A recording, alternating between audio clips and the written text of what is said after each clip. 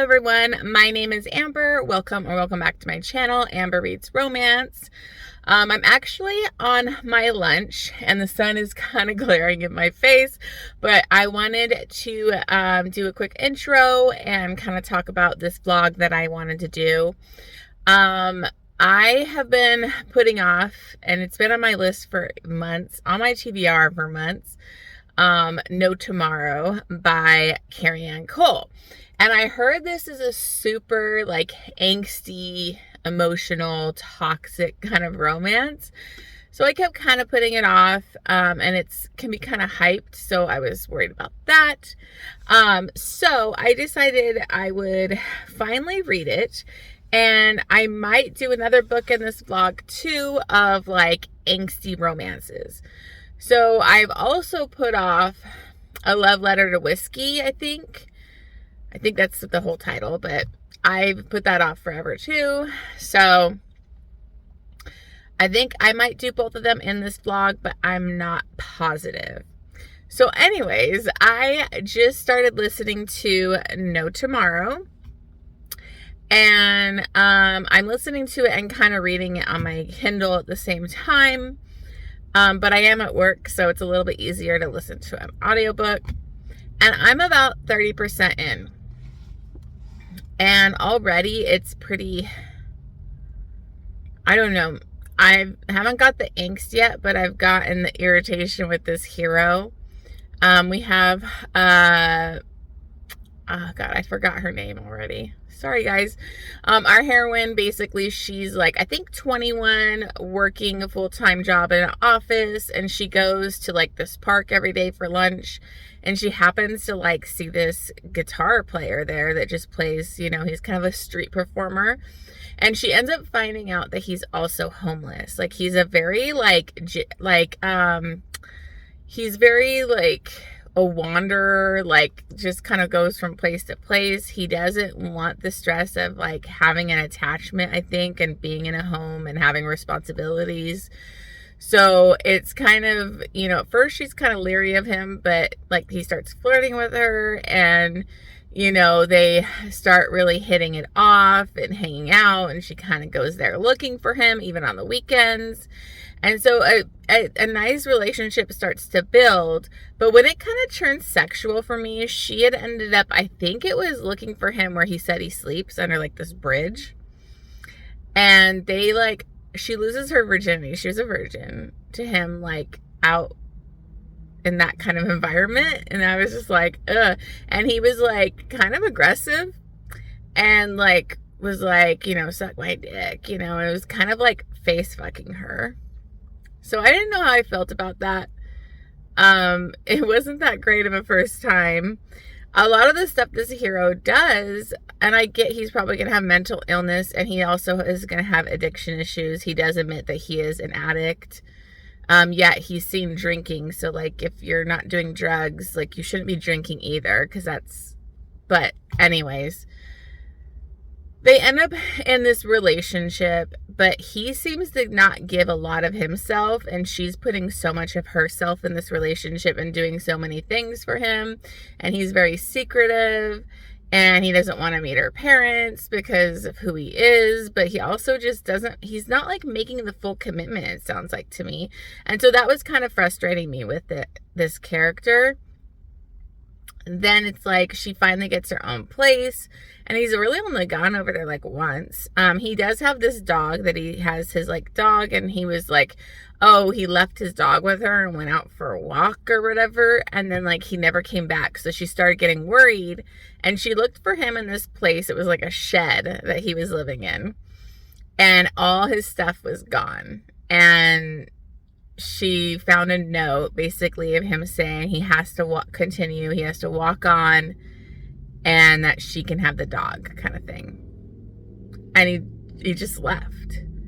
And she's like fully like in love with him at this point, like devastated. So I don't know how I feel about this hero. Total asshole. I get it's gonna be one of those type of characters, so we'll see how I feel later. But I don't know. I'm pretty frustrated with him.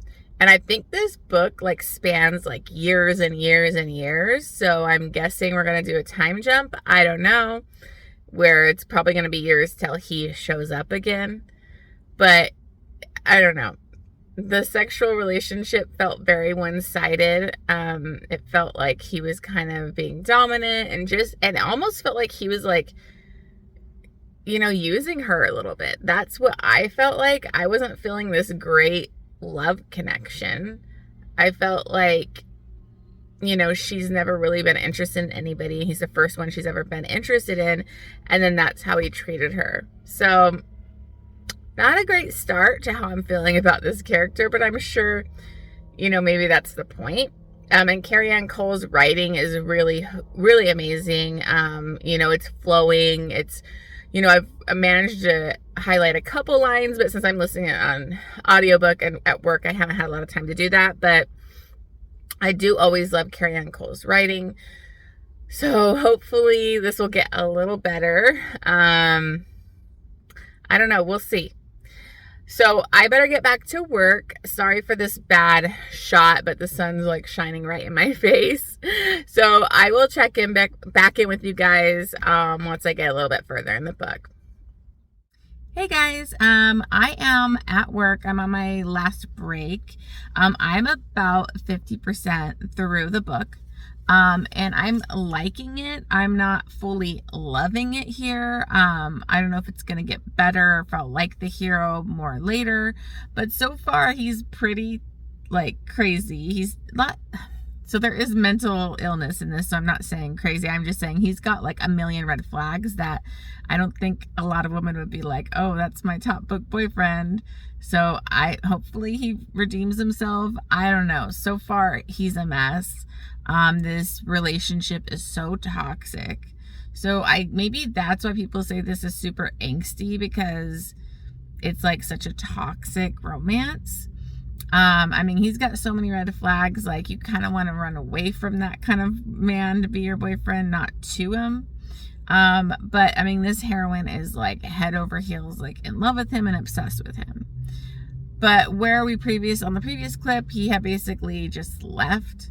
And I don't know if I mentioned it, I can't remember, but, she ends up getting pregnant. So we kind of have a secret baby, but really surprise baby, because she has no way of finding him. For some reason, she never asked his last name, which I think is kind of crazy, that you were dating and sleeping with this man and you're in love with him, but you don't even know his last name, but whatever.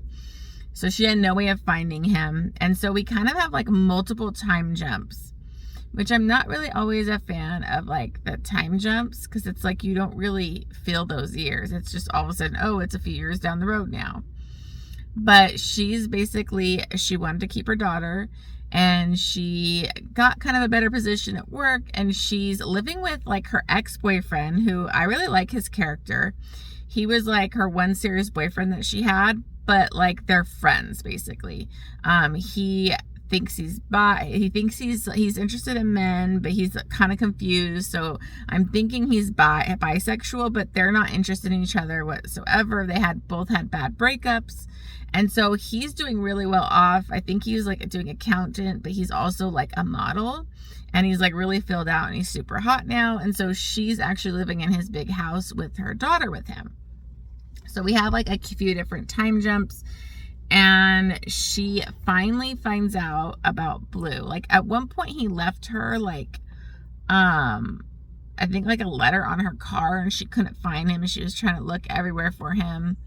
So it's kind of like he constantly like keeps her hanging on this hook, and that's just so unhealthy. Like she's not even trying to have a relationship with anybody else, which I understand because she's a busy single mother, but it's like he totally keeps her like obsessed with him. And so then she ends up listening to the radio at work one day, and she hears him singing, hears like him playing guitar and singing, and she finds out that he's like lead singer of a rock band that's super successful. And this is where I'm kind of like, what the fuck? Because he didn't want to like live in a house or live with her in an apartment and be settled down, but like he's gonna be a huge rock star with all this money and probably a big house, and I don't know, it just didn't make a lot of sense. I'm getting that he probably left her because he doesn't think he's good for her, that whole thing. But so she ends up getting like a hookup to get like these VIP meet and greet at his concert, watches him in concert, and he's extremely talented and this band's really successful, and she ends up seeing him backstage, and he's like so excited to see her and happy, and they like, she's there to basically tell him about his daughter, but of course she keeps putting it off the entire fucking night, and that really annoys me. Luckily she does tell him, because I'm like, if she doesn't tell him in this first meeting, I don't know if I can handle this. Like, that's stupid. I hate that. So they end up having dinner together and then going back to like the hotel and, you know, having sex. She tries to tell him, and of course he's like, no, we can't talk right now.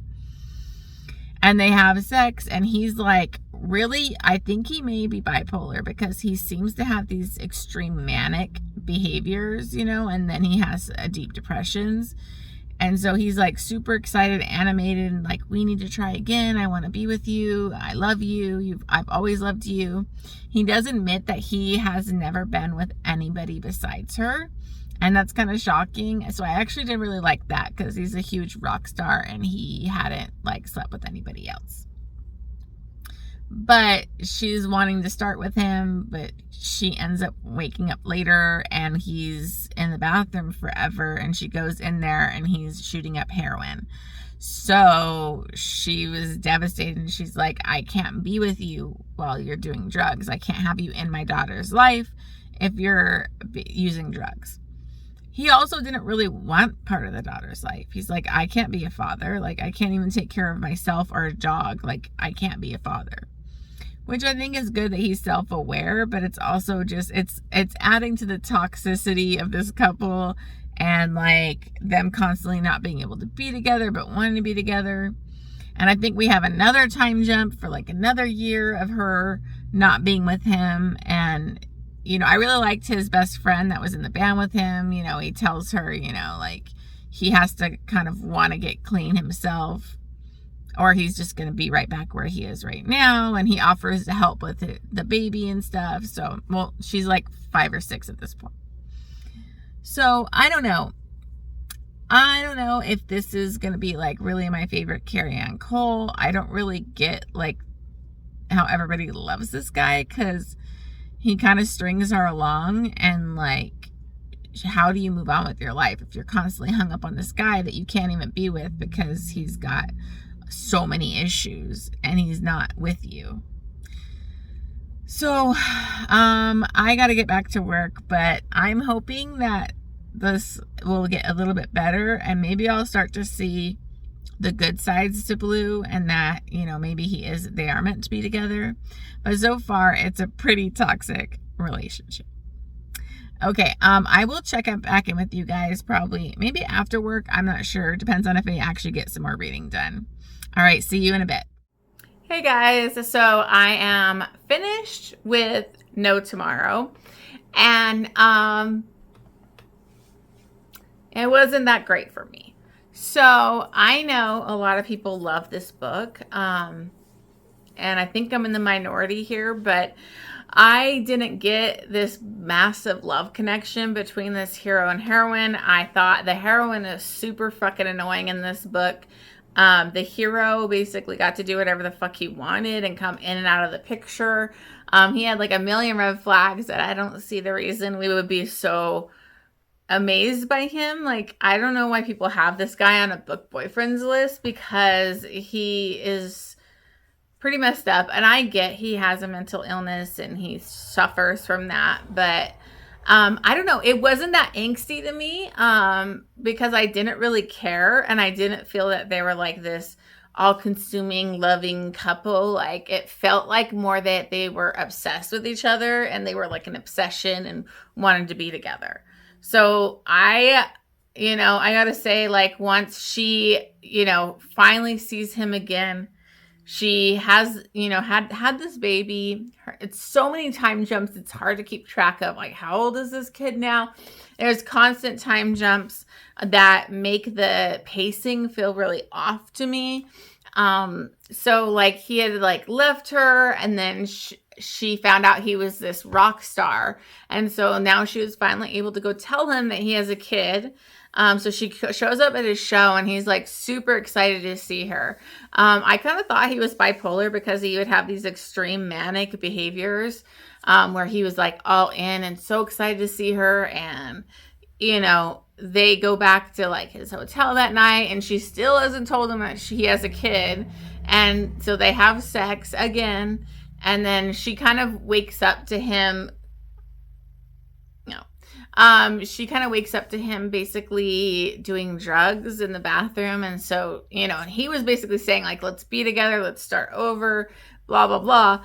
And so she kind of runs out, and he chases her down, and then she tells him that he has a kid.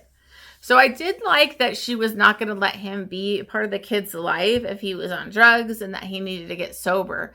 But he has major drug addiction issues, so he really struggles getting sober. And so it's like we constantly have these time jumps. And it just was hard for me to stay engaged or care about this relationship, because even though there's all these time jumps, she still seems so immature and naive as she did at the beginning of the book.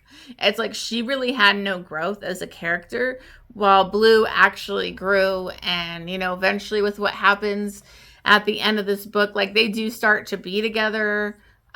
She moves out of the house with her friend because he didn't like her with a friend, but then she said she wouldn't move, but she ends up moving for herself. But really she does everything for Blue. Honestly, it felt like Blue was number one in her life, when really it should be her child is number one. But they just have like a messed up relationship, and he was actually gonna like quit the band. It wasn't really bringing him joy, and it just stressed him out. And so you really do feel for Blue and his mental issues, but it's like she doesn't even acknowledge them and doesn't do anything to help. So I was just really frustrated with the heroine, and it didn't feel like a romance. It felt like a toxic relationship. And then you have like when he actually like tries to commit suicide by jumping off of a building, she's like, he would never kill himself. Like he would never do that. And being like so naive and like fighting it, when his friend, she's like, I know him, you guys don't know him, like I know him.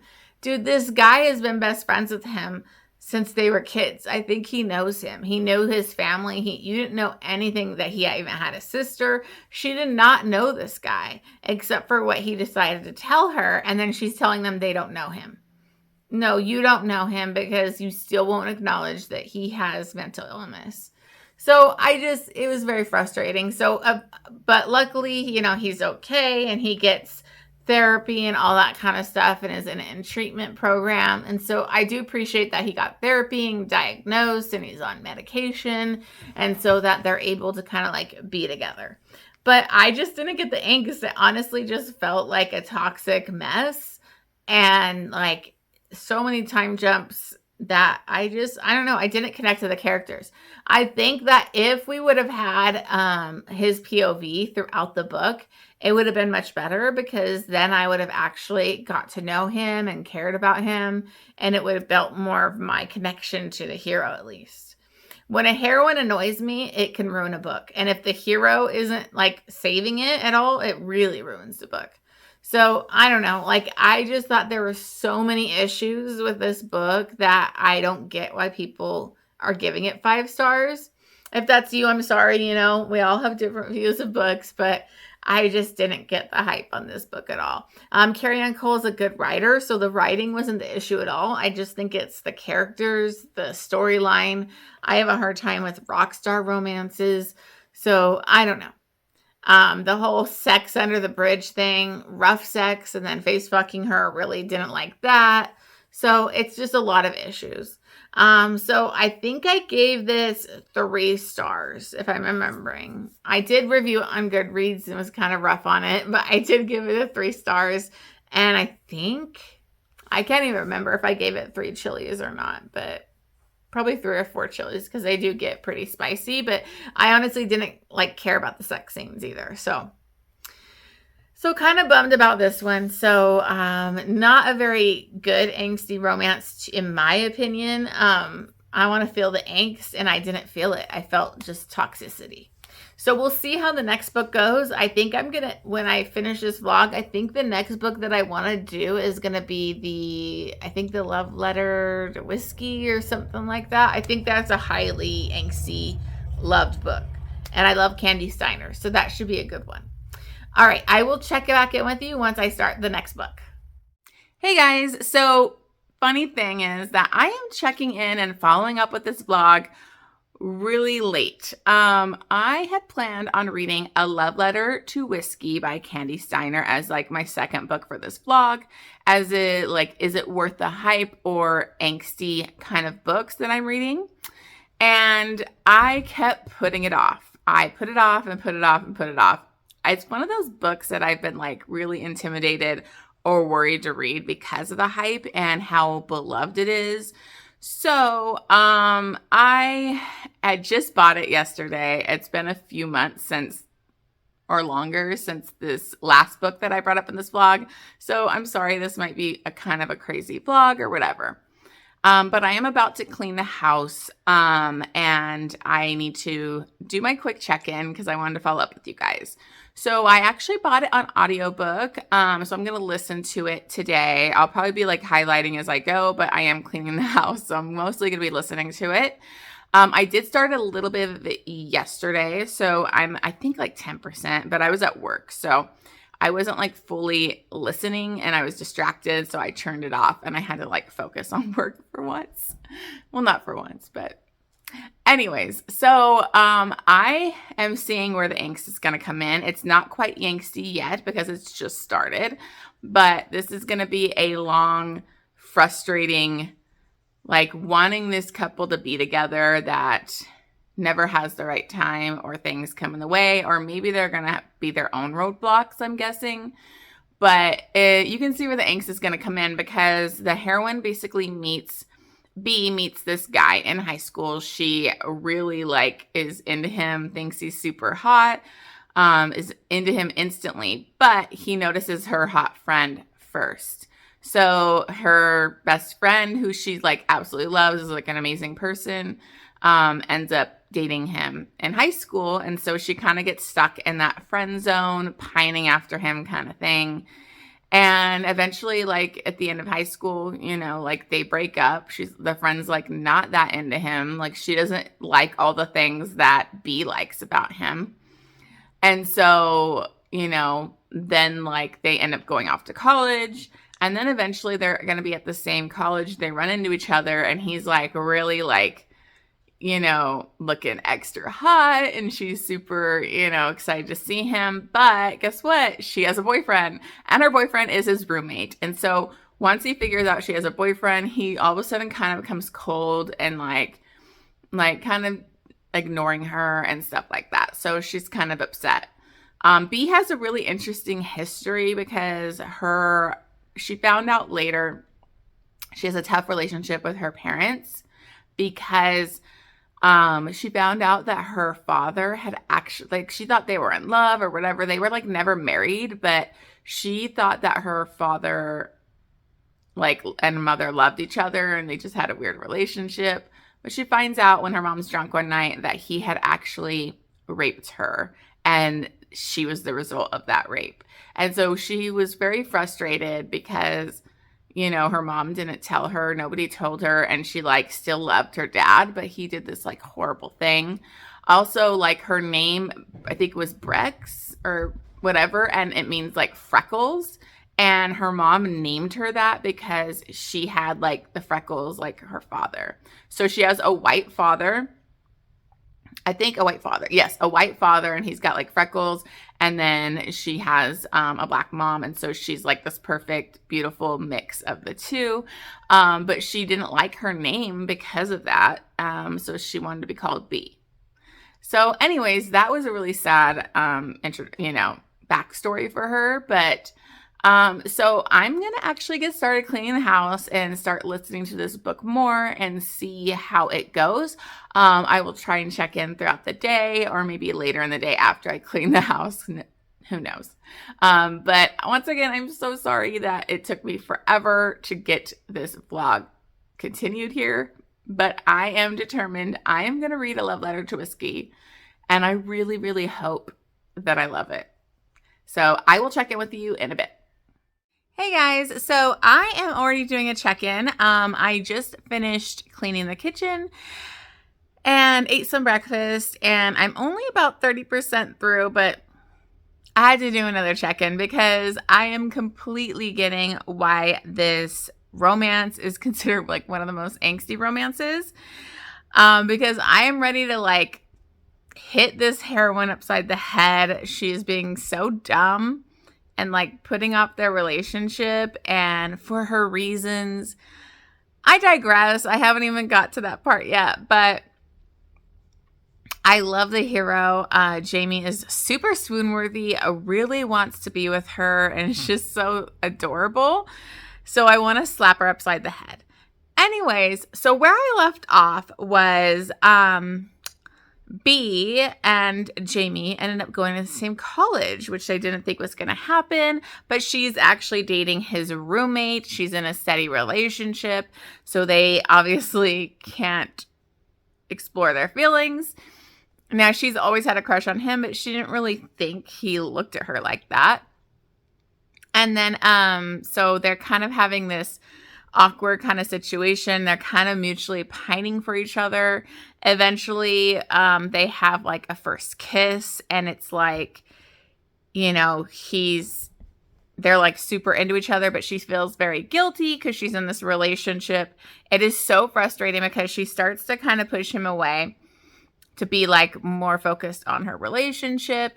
And her boyfriend literally gives her an out. He like notices there's something with, you know, Jamie, and he feels like he can't measure up to Jamie. And he's like, is there something going on between you? Just let me know because I need to know now, you know? And she literally says, no, we're just friends. And I'm like, honey, that was your fucking out. Anyways, so then she happens to like, he really needs her because he's stressing out his dad's company with like the recession is going under, and that's like his dream is to finish college and work for his dad's company, and his dad worked his ass off for this, and so he really needs her, and they're kind of comforting each other, and she's really like being a good friend and being there for him. And then one thing leads to another, and they basically hook up on the beach, which anytime there's sex on the beach, I'm like, really? Like, the sand. It's one of my pet peeves in romance. I don't really like the whole beach sex thing because as a woman, like, that's not very great. But I suspended my disbelief and like irritation with the beach sex because it was a freaking hot scene. Like, they have so much passion for each other. Like, he wants her so much. And so they have this amazing night together. And then she's like waiting for him to call the next day, and he never calls. She's kind of freaking out. She texts him. He never texts her back. So she's like spinning out and like, okay, is this like, does he regret it? What's going on? And so then she sees him with like a girl like out together. And so she just kind of jumps to conclusions and gets upset and kind of treats him coldly the next time she sees him, you know, and she's like, it was a mistake, blah, blah, blah, blah. Then her best friend shows up in town, and she's like, oh, wow, Jamie looks great, and blah, blah, blah. And there's like this night of like kind of partying at the bonfire, and her and Jamie are like, she's kind of trying to get a rise out of Jamie. And so all this stuff goes down. Eventually they end up, she gets wasted, and her boyfriend's like, she was going to go skinny dipping. He's like, you can't do that. That's it. You know, and they basically get in a fight. She storms off, and her and Jamie end up making out again. And her friend walks in on it. And so she ends up telling everything to her friend, who's like really understanding and was like, you know, you need to make a choice, and kind of forced her to do that. But of course, she's realizing, I love Jamie. I want to be with him. I'm going to tell him the truth. I'm going to tell my boyfriend the truth. And then her dad dies. And she has such a complicated relationship. He has like this freak accident death. She's been pushing him away. So that like when he does die, she feels super guilty and conflicted, and she goes kind of into a deep depression. She ends up going back home and basically saying goodbye to him. And then it's like 3 years later, and she had basically not really returned his calls or talked to him because she was like in a bad place and depression wise, and they were living in different cities, states, you know. And so now she's graduated college and she's about to go out of state again to do an internship. She's going to intern at a publishing company. And that's when she runs into him and they have this really intense night. And Jamie is all in, like he wants to be with her. But she's like, I don't want to do long distance. You know, she's supposed to go there for the summer. So she goes to this internship. And they kind of keep talking and whatever. And she just keeps kind of pushing him away, like not fully want to be with him. I get not wanting to do the long-term relationship, but you guys have waited years to be together. And then she gets the job offer to stay. And so she tells him, like, I'm staying. And he's like, well, why can't we be together? And she gets stubborn, and this is where I was really irritated with her because she gets stubborn to the point where it's like, oh, so like I'm supposed to just end my stuff, my career, and move back to where you are because you want to work with your dad. So it's like just assumed that like my thing would have to be put on hold or whatever. And so she basically gets kind of stubborn and thinks that like it's one day we'll be together. And she's like, what happened to one day?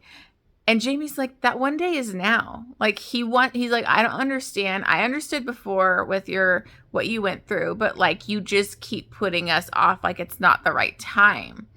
And so she just kind of just assumes they will be together one day and she wants to focus on her career and where she's at now.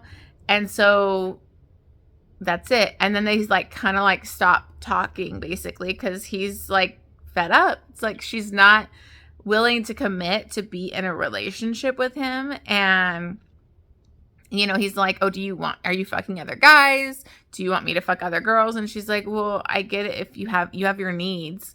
And it's just like, oh my God, this girl, I want to hit her upside the head. Jamie is a fucking catch. So I get it. It's freaking angsty and I'm supposed to feel this way. I'm supposed to be frustrated with these characters. So anyways, I got to get back to cleaning the house. I'm actually cleaning my mom's house for her.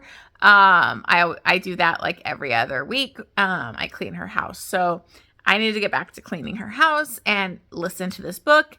And I will see how frustrated I am on the next clip. Hey guys, so I am already back for another check-in and I'm only like 50% through, 55% through, but this book is freaking killing me. Oh my God, the amount of angst just within like the last 20% that I've read is insane. The amount that this couple goes through that they're not even a couple because they can't ever find the right time or the right situation to be together. And it's brutal. Okay, so where I left off was like she had basically stayed with a job. Didn't want to do the long distance thing. And, you know, her and Jamie kind of like fall out of contact. And so it's pretty tough. And I love her best friend because her best friend basically kicks her in the butt and lays down the truth, which a best friend should, and basically calls her out and is like, you're constantly pushing him away. You want to be with him. He wants to be with you. And you're the one making it not happen. And it's because of your daddy issues. You have a lot of daddy issues. And, you know, you are making things so much harder on you and Jamie than it needs to be. And you guys could have a long distance relationship, could figure things out, but you're not even giving it a chance. And so I loved that scene because, you know, sometimes we need our best friends to kind of kick us in the ass and make us wake up to our bullshit. And I did really like this because there is a good character development with B where she acknowledges that she's been pretty selfish. And she does kind of have that discovery multiple times throughout this book that like she's stubborn and selfish and she wants Jamie, but she was too scared. So she ends up flying out to where he's living, and she's like going to surprise him and have like the talk. And of course she shows up at this bar to kind of like run into him, and she has this whole vision of them like having like a romantic movie moment. And this girl tries to hit on her at the bar, which was kind of funny. But she actually sees Jamie while she's talking to this girl, and he's with another woman, and they're very public display of affection, PDA, loving on each other. And the girl's like, yeah, isn't it sick? Blah, blah, blah. They're so into each other. They've been together for like 4 months. She was pining for him for a year, but he was hung up on this other girl. And so she's like brokenhearted and tries to like rush out of there. Of course, he sees her and chases her down. And they have this argument because she's like, oh, like 4 months? Like you basically, the moment we had that last conversation, you already started to be with somebody else. Like, and she was kind of like bringing up like cheating on her. And he's like, cheating on you? Like you wouldn't be with me. Like you wouldn't give me a chance. I'm not going to sit around and wait forever. And he basically found somebody, and he's loves her. And so it's so fucking frustrating. So then she's devastated. They get into a huge argument. He's like, you're so, like, he calls her out on being selfish, and she does acknowledge that. She's like, you know, I was selfish and scared. And so like she pushed him away and pushed off like this relationship. And sorry, it's getting a little windy out here.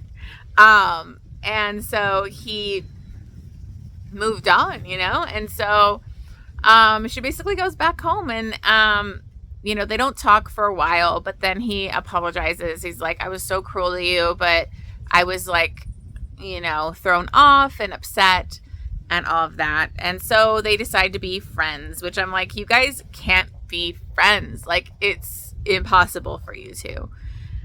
Then he eventually tells her he's getting married. Yay. So, and the audacity of this guy, he's getting married and wants her to be his best man and like do the bachelor party and come to be part of his wedding. I'm like, that is fucking cruel and unusual punishment.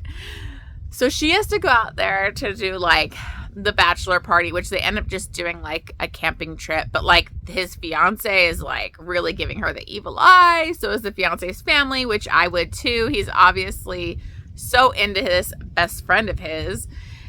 And so they end up doing this camping trip, and they start making out in that night. And she kind of tells him, look, you know, you have to stop it because I don't have the strength to stop this.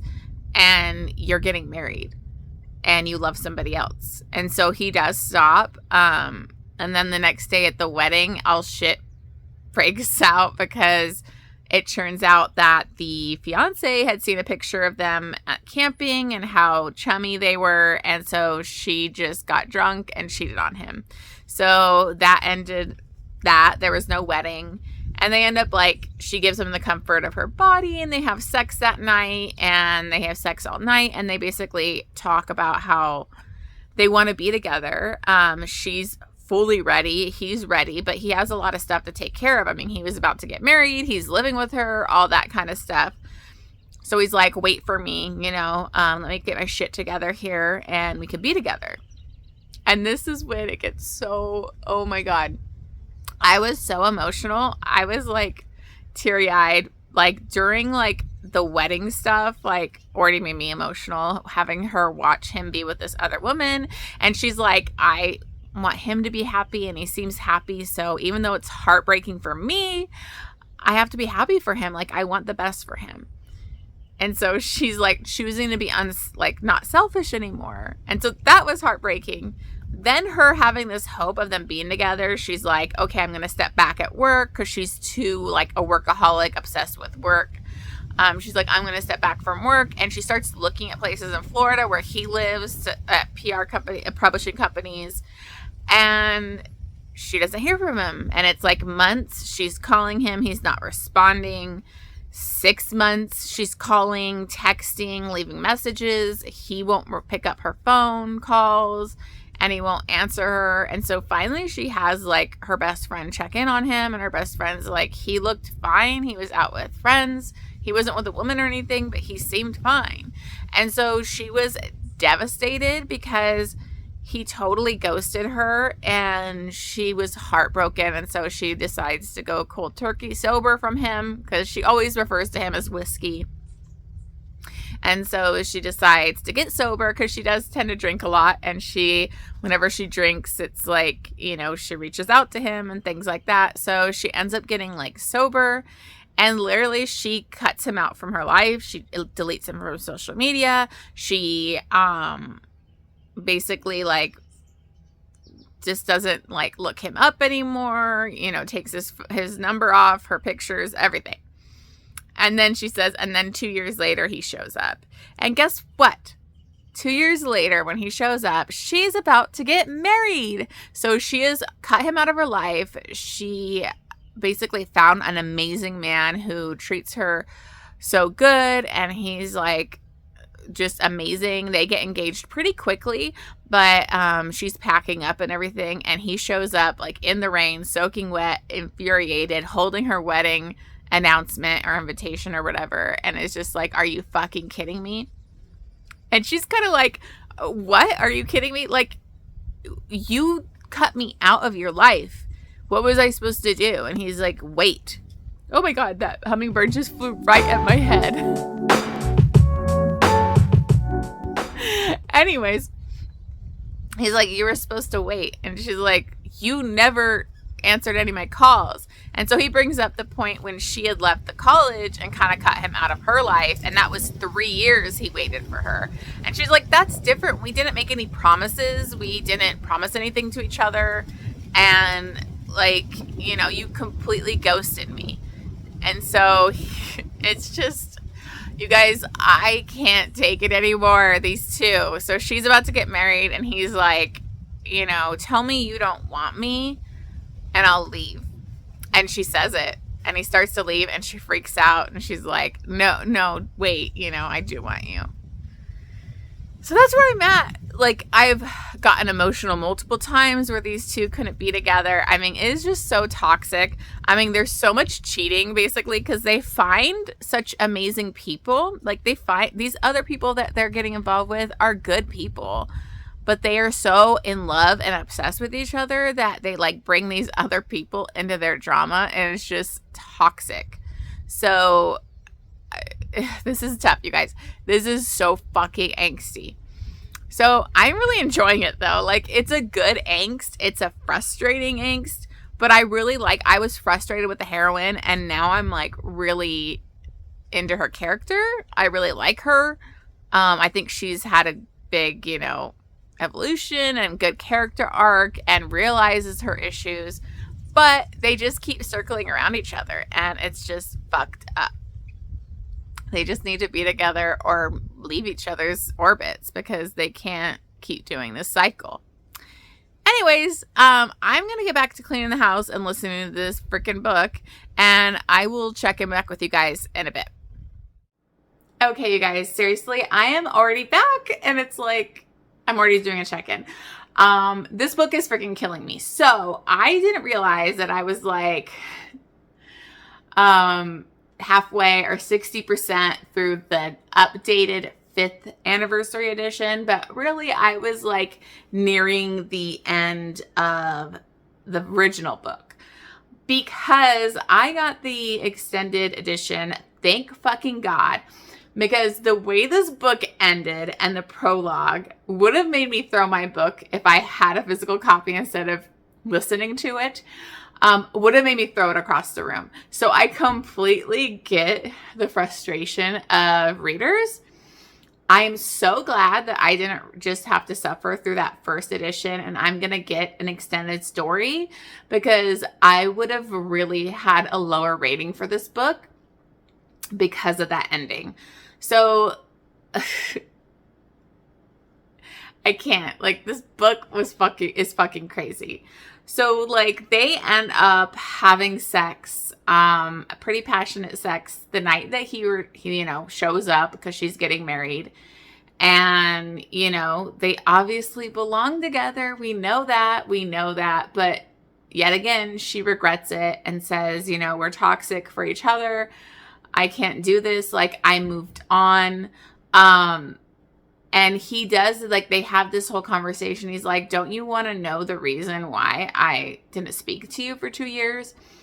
And it turns out that after their night and everything, after his wedding failed, his fiance shows up, and they had basically signed the marriage certificate ahead of time.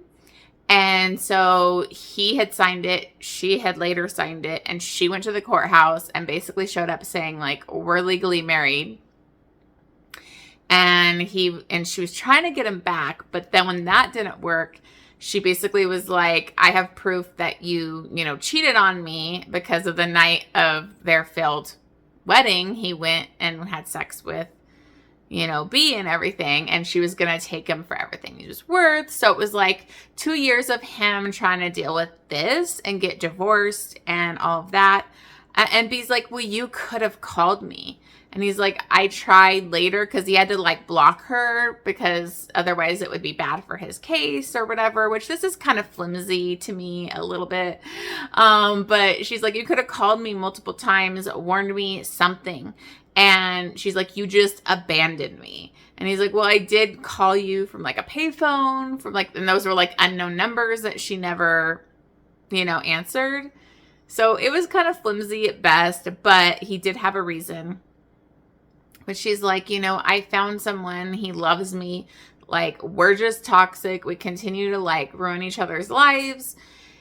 And so she says no, and she basically marries the guy. And then that marriage just doesn't work, because she can't move on past her whiskey, past, Jamie. She loves him. And so the marriage kind of falls apart, and he kind of shows up, as she's like packing and stuff.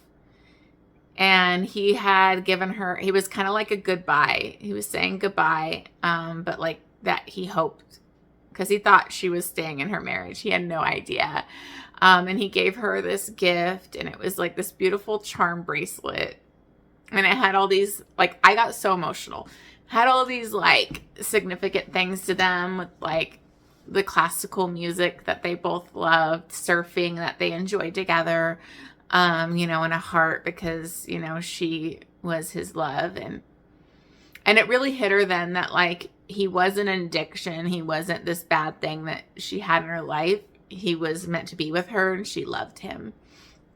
And so she writes a book, and it's the love letter to whiskey, what we're reading basically, and tells him, you'll get this by like your 30th birthday. Hopefully you'll read this and, know that I'm not giving up on you. I love you, and blah, blah, blah. And then that was the end. Then it was a prologue where they're like in a car together, and she's talking about him being married and blah, blah. But then at the end, she's like, but, I'm like, she basically lets it out like she's married to him. She's the wife. And that was how it ended. Like, I'm sorry, but with a book with that much angst, like, we need the conclusion of them together. That was one of my problems with the Off Balance series. I love it.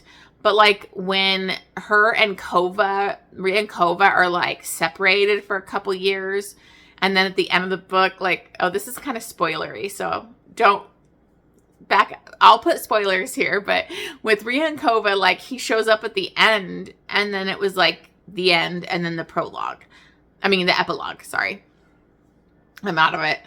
And that like pissed me off, because you were waiting for them to be reunited, and I want to see that scenes and all that kind of stuff. So that's kind of what this reminded me of, was that frustration, but like worse. I don't know.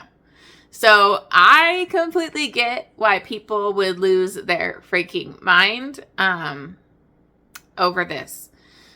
This vlog is way too long just for me talking about a love letter to whiskey. I might have to make it its own vlog, because this is a lot. I don't know. This is crazy. So I get the anger, and I probably would have rated this, if it was just based off of that book, probably a 4-star, because it put me through the ringer, and it was really good. Very intense writing, beautiful like quotes, really hooked me. But it would have missed that 5-star because it's missing more. It's missing that like final like showdown or them coming together and being together. Like I want to see them be together, not just trying to be together for a full book. You know what I'm saying? So now I'm going to go finish the rest, which is actually like an extended thing. And it's going to be from Jamie's point of view. So I'm super excited to get to that. And then hopefully I won't do any more check-ins. I will do one more check-in once I finish this final part of the story that was added for this 5th anniversary edition. If anything, I would probably recommend you only read this one because I would be frustrated with the other one. All right, I will finish this book and then give a final update. Hey guys, so I finished the book. Also finished cleaning my mom's house. So I did it. I finished it today. I gotta say that it got me emotional a couple times. The added ending, reading it from Jamie's POV was like, it was good. I really appreciated it. Although a lot of the scenes were scenes we had already really read through her perspective, and it was just kind of felt just repetitive, but I didn't mind it because I wanted more. I wanted to see how Jamie felt in those moments. So I actually really appreciated it. Honestly, there's some like adorable things, like the fact their first meeting where she kind of like, he runs into her or whatever. He ran into her on purpose. He didn't have eyes for her friend. He instantly wanted her, but he thought that she wasn't interested by her reactions to him. And so just that like miscommunication and misperception of like a young teen and like not getting it, like they could have been going from like way back then, which is frustrating, but it was just cute because he's been in love with her and into her this whole time.